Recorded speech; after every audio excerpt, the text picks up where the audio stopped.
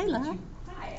I thought it was really interesting when you showed that pie chart of things that motivate people to change their opinion or take action. That was the EERI talk that you missed from Memphis. So if you want to see that, you can go to the website from that and see more about the owner interviews and what people said about each of those things. So I think it's amazing that, owners after this program, they now think that you should retrofit your building. That's what if they haven't done it, they feel like they should. And I'm interested in what made that change and whether their property's worth less. It's the perceived loss of value. Did the tenant notification or the sign by the mailbox that you showed or the listing on the deed contribute to that? Yeah, but in slightly more subtle ways. So I heard inconsistencies in the stories owners told me about that were interesting to me. So they told me that was a problem. Like, I hate this tenant notification. That's really unfair. It stigmatized me. I'm going to have trouble renting units out. And then later in the interview, they would say, I've never had a tenant ever ask me about it. So they fear it in perception. It makes them feel vulnerable. Is it really going to bite? If they think about it, not really. But you're kind of playing there with the power. I asked owners to rate 15 possible policy incentives. And so retrofitters rated it on how much it influenced them and how much they thought it would influence other people. And there were discrepancies there, which I thought was really interesting. Like, why I did it is different than why the other guy's going to do it. And non-retrofitters answered for themselves, how likely would this benefit be likely to influence you? This benefit or detriment, actually, policy members. And those consistently rated very low on that. Changes in rent control was number one. Ability to recoup income. Can you briefly just describe the difference between a mandatory screening and a mandatory evaluation? Yeah. So the Oakland policy, FEMA offered a grant to Jeannie Perkins at ABAG, and they produced an inventory of potential soft story buildings for Oakland that included about 1,700, 1,800-ish units. And Jeannie devised a schema for sort of quality checking that list and felt that the list was dirty, that there was maybe only 70% real soft stories on that list. So the city got very afraid of passing a mandatory evaluation law with that many potential false positives. So the idea came up to do a mandatory screening instead, and a 2-page form was developed. It's available on the Oakland website. And the owners had 1 year after notification to get any licensed architect, contractor, or engineer at an approximate cost of $400 to $500 to certify that form. And if they wanted, they could skip ahead and do a level 2 evaluation, which was more in detail evaluation done by an engineer. Okay, so it's more than just a drive-through, it's just short of doing a technical analysis. It's yep, so a floor plan of the bottom floor, a little plan view, little couple of calculations, information about slope, units. That form was vetted by some people with who knows stuff, but it didn't have everything on it that they wanted. So those forms are paper. They're sitting in a pile. And an intern for ABAG last summer digitized most of that data. So they were able to do a little rough assessment. They ended up offering exemptions to anybody who asked for exemptions. So there was no validation of whether or not those facts were actually true. So that's where Oakland's at. That's the mandatory screening model. Well, in San Francisco did something sort of in between an engineering evaluation and what Oakland did. San Francisco organized, actually EERI, of course, organized this huge walkabout of engineers and engineering students. Oh yeah. For their inventory. Yeah. And we did a piece of San Francisco, and I don't know if they extrapolated from there or what they did. They used that in the project to detailed estimates. no, It owners is? haven't, Is yeah, that what you're it's- saying? but owners haven't been required to do anything Yeah. yet. San Francisco also did so-called BORD program, or Building Occupancy Resumption Program, which facilitates the owners to respond to any suspicious cracks and other things that might happen after the earthquake based on an engineering report. And I'm wondering if there is anything like this built into this No. report. Never got to. And why not? Why not? Yeah. It makes all sense. If there is an engineer involved, I mean, maybe you guys should share experience with DBI. I'll pass that on to the current. Yeah. Yeah. In your travels and in your conversations with subjects, did the question ever arise in the context of rehabilitation? What is the efficacy of rehab? What am I getting after I go through this and if I elect to retrofit? Mm-hmm. Yeah. And I know that the engineering community, just on the technical side, will wrangle over that question. Yeah, Did yeah, that yeah. ever arise? The fact that engineers didn't have consistent answers for it really bothered owners. Is it, you know, I asked one guy, he says this. I asked another guy, he says this. They don't have their story together. What am I doing? That skepticism seems very natural to me and justified. The owners that talked about it, I asked them, what's your understanding of the buildings, your expectations of the building now that it's been repaired? What do you think you bought? What did the engineer tell you about it?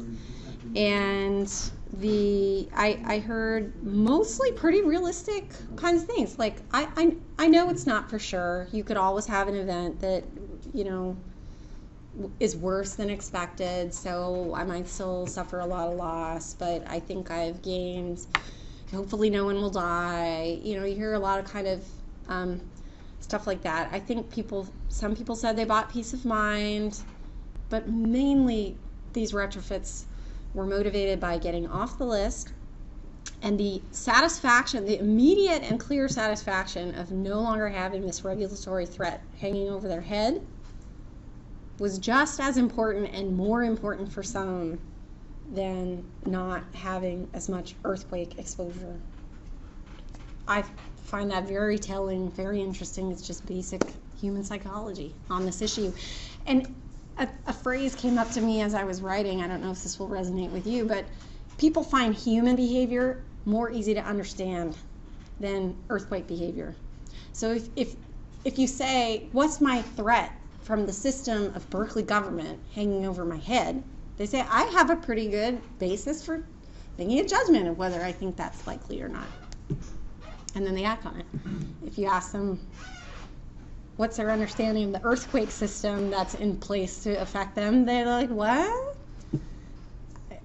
It's beyond me. I have no resources to interpret that system. So you've basically substituted another system that they understand better and told them that it has bad consequences for them. So they're have more capacity to respond to that. That's my speculation. It's safe to say that the issue that you're describing is unique and that it's the only public policy quandary that does not give us feedback in 2 years or 3 years. If we said, I mean, we could say we require everybody to retrofit to the hilt. Yeah. Unlike health and criminal and I don't know what.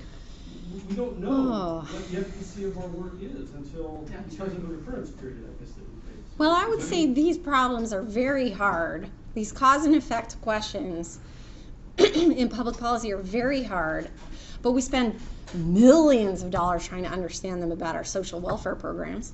Does it make people more or less likely to get jobs, have children? We actually spend a lot of money trying to figure out those very difficult questions. You get feedback there, right? In 10 years, you can sample those same individuals. Well, we collect data on every single one of those people and whether they get a job and how much income tax they pay and how much Social Security they bring down. We have a system in place that gives us data. It's still a very hard question, but we're systematically collecting it because of how we deliver the service. That might be the way to describe it. And maybe insurers might be collecting some information that relates to this, but they're in a little different business and they've got no incentive to share it. So public insurers might be different. Maybe we can build a bridge there. I don't know. No, Gino?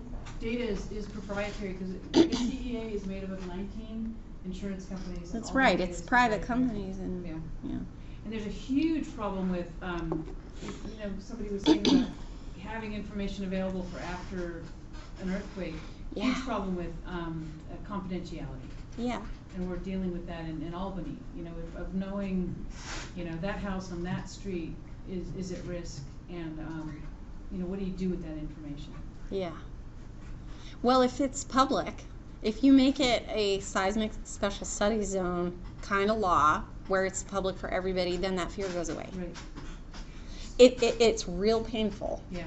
at first, but then you're on a level playing field again. I have a question for you because I don't remember if it was last year or the year before, there was a measure in San Francisco that did not pass. Yeah. Where there was an attempt to get public assistance for the retrofit of private buildings, and big debate. And one of the big debates is there any public responsibility for these types of buildings? Yeah. And there are people who say yes, there is, because it's going to be the city's responsibility to house these people following an event. And I would think in this city, despite the fact that pre-earthquake there's this huge demand for housing, if that stock goes away, what it could do to this university is significant. Yeah. And once again, that's a public issue. So did you look at that, study that? Do you have any comments on that? That's a good point. We can always do more Yeah. to tighten up our discussion of the public case for intervention, and to make it more nuanced and more realistic, and to flesh those ideas out. I think when I asked owners, do you perceive public benefit? How much do you benefit? How much does the tenant benefit? How much does society benefit from your retrofit? Retrofitters felt that it had a lot of public benefit, but not as much as private, and non-retrofitters felt that it had very little public benefit. So that tells me they're not convinced. Yeah. And you haven't triggered that extra benefit motive then, because they're like, this is just about me, and I decide no. Mm-hmm. Instead of, I'm going to be perceived as a social pariah because I'm not doing this thing that would be very societally beneficial. So you left out that motive until you make that case. So no, I think I haven't done a lot more of work on that. And I think it flows from the technical assessment of the retrofits and our model of the impacts on the whole system, and we don't really have that. That contrast within your cost. Your cost-benefit analysis is really for the individual, but your spaghetti diagrams show the benefits to the community. Right. And you can't assign costs to it, or you haven't, I don't think. Well, I did mention the blight and the debris and a few of those benefits. Those would be losses avoided by doing a retrofit. I was a little on the fence, actually, whether you get to count a voluntary retrofit benefit as a benefit of the policy. Well, it did result from the policy, but you didn't make them do it. So, I don't know. Because you had a percentage of how many people would be without housing. Yeah, And just the best. so Just trying to throw a number out there that has some basis. In. right, because if you could convince people of how much ability to house UC students that the city would incur. Well, I could probably take this to Ms. Tyler and say 250 people, 4 months of housing. How much is that for you in your services? And you could connect me, Kim could connect me to people who could say that's $100,000, that's $200,000, whatever. American Red Cross might be able to estimate something like that. We could follow some of these assumption chains out a bit further now that they've been articulated. Yeah. And it's, one step removed, but your number one industry in your city, takes a direct hit. What does that mean to you in terms of? It's hard. It's all convoluted. Yeah. Chances are this university will shut for a number of weeks or months. So is that really a loss then if it's not the housing that's keeping it from operating? Well, it's the fact that the SAFER program is life safety in nature. But I mean, yeah, Yeah. that's all very convoluted and difficult for people to internalize, isn't it? It's very, very involved. Very involved. Okay. Is there still tax credits that you guys give for going through retrofit, and is it proportionate to the amount of it? No. So the, They used to be. They used the to be. tax credit, the tax transfer rebate program is still in effect. Absolutely, you can take advantage of that. And even I think multifamily is eligible, however, up to 4 units, right? Up to, There's some kind of limit. remembering, I had a couple of people talk to me about how you could tweak that program to make it more relevant to multifamily owners, and they had some very interesting concrete suggestions, including making the time frame in which you're eligible for it longer. So right now it's only 1 year within purchase date, yeah, you can get a 1-year extension. and you can get a 1-year extension. So multifamily retrofit projects are just a lot more complicated to pull off because you have to wait till your tenant, you have a vacancy in the right place, you've got more people to coordinate around, and people said if you just made that 3 years, I think you could get more people in the door. The retrofits for this project sometimes took 18 months to 3 years to pull off, due to the added complexity of having to do the retrofit and the program compliance at the same time. So they were just more complicated, took longer, One of the- and raised the amount based on the number of people living in the building. And So I think, given the state of the city's budget, they wouldn't be very interested right now Yeah, in taking yeah. more money out of the general fund to Yeah.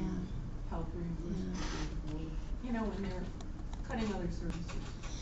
So I don't want to leave without giving you guys a charge, okay? I got all kind of happy and fuzzy at the end about Berkeley's progress, but I said it gave us something to do, and I want to make sure that I communicate to this audience what I think it is you can do to help on this issue.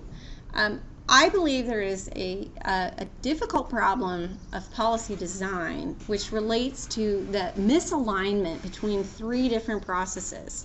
So I'm just going to introduce this idea here, come back to me about it if it interests you. But we have, instead of just a simple process where we say, what is the dangerous building, let's go make a policy for that, we have a targeting or screening process first, which is basically what is your creation of the inventory. So you have to dig out in the real world for some kind of criteria that zooms you in on a subset of buildings that you can actually think about and wrestle with and try to analyze. Now that overlaps, but isn't exact overlap, with the engineering criteria that you might use to evaluate the real hazard in that building or design a retrofit against. And that may or may not overlap to different degrees with what the community charge that's given to the law is in terms of the problem that it's supposed to be fixing. And I'm expressing that as kind of the acceptable risk threshold. So are we going for life safety? Are we going for some kind of performance metric? Are we trying to preserve occupancy?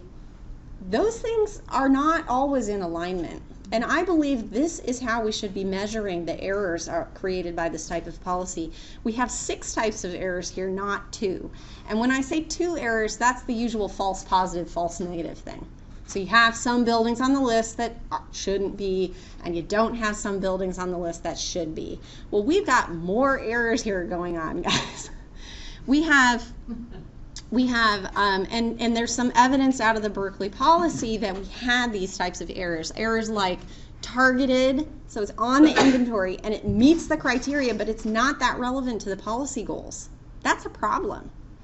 This error right here threatens your legitimacy for passing the law, because you've said the building is soft, but it's not really that high of a collapse risk or life safety risk, and people are going, why me? Threatens your policy legitimacy. This error is a problem. And it's not the classic error, because you've got it on the inventory and it meets the engineering criteria. Another one that Berkeley had some of was consistent with the policy goals, but not targeted or reflected in the criteria. Owners told me about the neighbor down the street who has a wicked kind of cripple wall arrangement, and he says, I know this building's going to fall down before me. Why isn't he on this list having to do engineering evaluations? That bothers people. You're undermining the legitimacy of intervention when you have those types of errors. We need to be watching for how much of those, or trying to get a handle on how much of those we're making over time. I need your help. The engineering community is the only group of people who are capable of bringing these three circles together. I do not mean to say by putting up this diagram that any of these three circles are those sizes. Those are real, those in relation to each other. We should be drawing them in relation to the number of buildings that fall in those different categories. And I think that star center area for the Berkeley policy was actually fairly large. You hit the sweet spot between alignment of public goals, the inventory process, and the criteria. Is 50% a good enough number? Is 70% a good enough number? We need to begin the discussion of what kind of policy is good enough when it's hitting that star spot in the middle. So that's what I want to leave you with to think about. Well, thank you very, very much.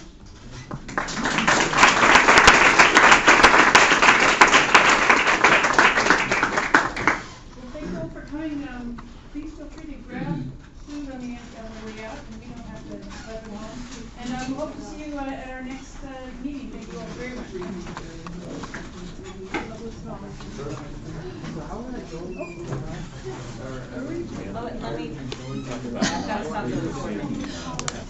So how do we do that?